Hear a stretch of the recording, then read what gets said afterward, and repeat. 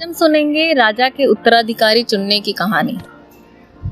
एक बार की बात है, तुगलक नगर राज्य में प्रताप सिंह नाम का एक राजा हुआ करता था। वह बहुत ही ईमानदार और साहसी था।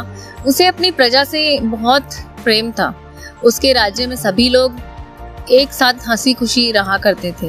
राजा को एक बात हमेशा परेशान किया करती थी कि उसके जाने के बाद उसके राज्य को कौन संभालेगा, क्योंकि उसकी कोई संतान नहीं थी। एक दिन राजा ने अपने राज्य से ही किसी युवक को अपना उत्तराधिकारी चुनने का फैसला किया। वह अपनी ही तरह किसी ईमानदार युवक को सत्ता सौंपना चाहता था, जो प्रजा का ख्याल रखे। राजा ने काफी सोच विचार करके राज्य के सभी होनहार युवकों को दरबार में बुलाया और घोषणा करते हुए कहा, मैं आप सब में से किसी एक को अपना उत्तराधिकारी बनाना चाहता हूँ। इसके लिए आप सबको एक परीक्षा देनी पड़ेगी। जो इसमें पास होगा वही मेरा उत्तराधिकारी बनेगा। इसके बाद राजा ने वहां मौजूद सभी युवकों को एक एक बीज दिया और बोला कि घर जाकर इस बीज को गमले में लगाना है। 4 महीने बाद सभी अपने पौधे के साथ यहाँ फिर से एकत्रित होंगे। उस समय मैं आप में से किसी एक को अपना उत्तराधिकारी बनाऊंगा। सभी बच्चे सोच रहे थे कि राजा अपना उत्तराधिकारी बनाने के लिए कोई कठिन परीक्षा लेने वाले हैं, लेकिन गमले में बीज बोने की बात सुनकर सभी इस परीक्षा को आसान समझकर खुशी खुशी घर लौट आए। वक्त बीतने लगा।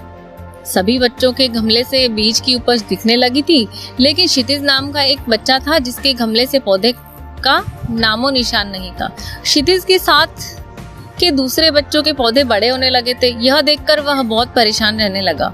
वह मन ही मन ये सोचता रहा कि सबके गमले में पौधे आ गए, लेकिन उसके गमले में से पौधा क्यों नहीं आ रहा। उसने सोचा कि हो सकता है उसका पौधा उगने में अधिक समय ले, इसलिए उसने हार नहीं मानी और वह पूरी मेहनत और लगन के साथ गमले की और ज्यादा देखभाल करने लगा। धीरे धीरे 4 महीने बीत गए, लेकिन क्षितिज के गमले से कोई पौधा नहीं आया। वहाँ ज्यादातर सभी बच्चों के गमले में से पौधे निकल आए थे। कुछ बच्चों के पौधों में तो फूल और फल भी दिखने लगे थे। राजा के पास जाने का समय आ गया। क्षितिज ने सोचा कि वह राजा के पास जाएगा तो उसका गमला देखकर सब उसका मजाक बनाएंगे। कोई उसकी बात पर विश्वास नहीं करेगा कि वह हर दिन गमले में पानी देता था, वह उसकी देखभाल करता था।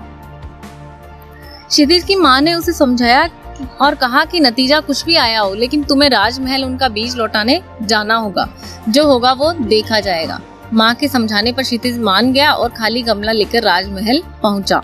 वहां उसने देखा कि सभी के गमले में सुंदर सुंदर पौधे दिखाई दे रहे थे और सभी बहुत खुश थे। उसका गमला देखकर सभी हंसने लगे और अपनी मेहनत का बखान करने लगे। वह चुपचाप आंखें नीचे किए शर्म से बैठ गया। इतने में राजा आए और सभी के गमलों को ध्यान से देखने लगे। जब वह क्षितिज के गमले के पास पहुंचे तो उन्होंने पूछा, यह गमला किसका है? क्षितिज, जी मेरा है।